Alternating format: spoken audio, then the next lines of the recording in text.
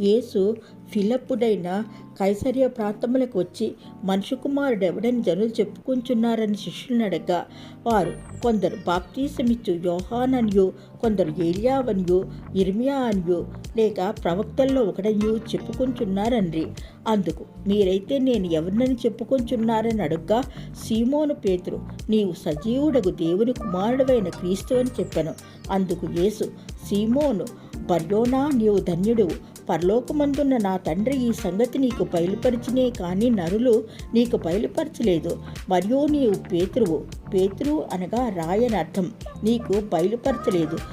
ఈ బండ మీద నా సంఘమును కట్టుదును, పాతాళలోక ద్వారములు దాని ఎదుట నిలువనేరవని నేను నీతో చెప్పుచున్నాను. పరలోక రాజ్యం యొక్క తాళపు చెవులు నీకు ఇచ్చదను. నీవు భూలోకమందు దేని బంధించుతో పరలోకమందును బంధింపబడును, భూమి మీద విప్పబడినవి